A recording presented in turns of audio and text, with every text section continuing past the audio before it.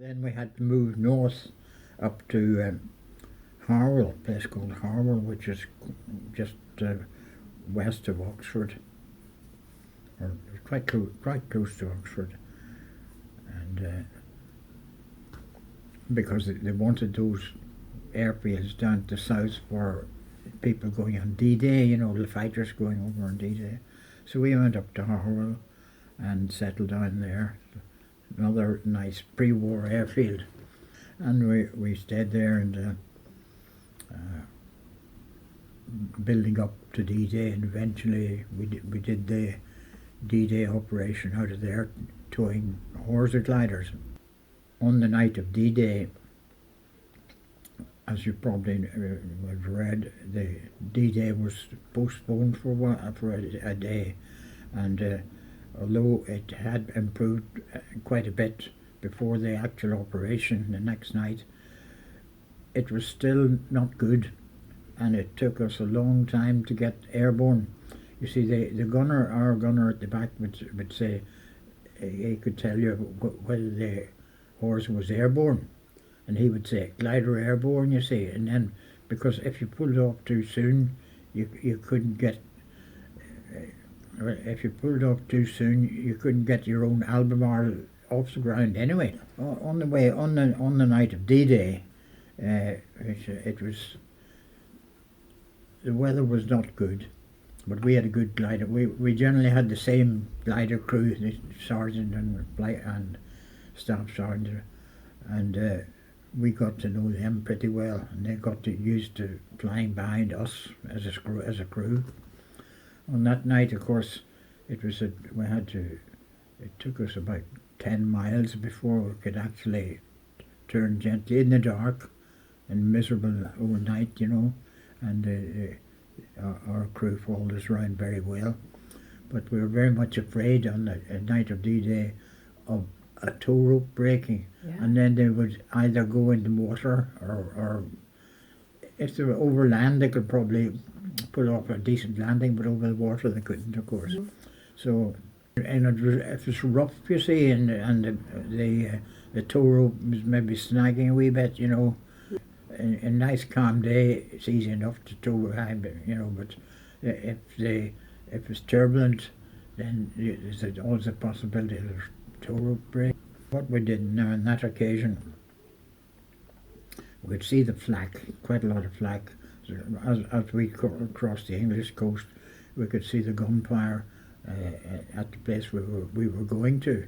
So that was a good point anyway. You could see the blooming flak, although it wasn't fun flying into it. And we eventually came up to that point and got through the anti-aircraft fire. We weren't hit on that occasion now. And as we got further up towards the dropping zone, there was there was a canal and a river there, the River Orme and the canal.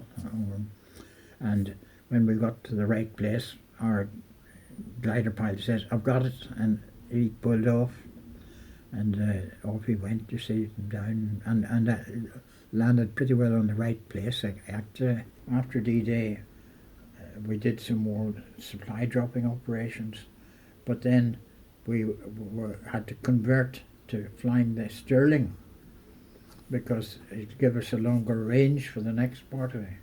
The Albemarle was fairly limited in range, so we had to convert onto how to fly the Stirling. So we went up and, well, we did that for 2 or 3 days, you know, up at a place called Tilstock, and came back. I rather liked the Stirling actually. It was a great big, good enough. It had a bad name, but I quite liked it.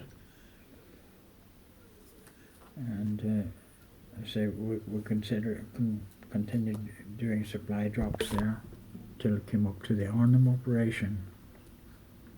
And of course that was a disaster really. You've probably read about it. So many things went wrong there, you know, and I flew on the Sunday, which was the first day, which there was very little opposition, a bit of flak, but nothing much to talk about. and we got back safely from that.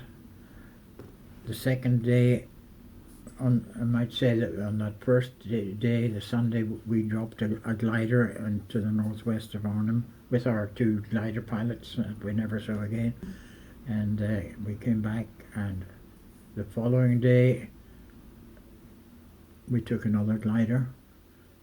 But in fact, on that day we were hoping that we would get off a lot earlier, but for some reason we weren't permitted to. You know, you never understand. As aircrew, you're just sitting waiting to be told what to do, but the experts held us back. So that second glider we put down was a lot later than we would have liked, and there was a lot of enemy action at that time, a lot of flak. And then the third day was a really very bad day for the aircrew, because the ground troops were in trouble by that point, and our operation was to resupply them, and a large number, we just flew in one after the other to drop our supplies from 600 feet, and that is very low. But as it so happened, and we were briefed exactly where to put our supplies down, and we did actually.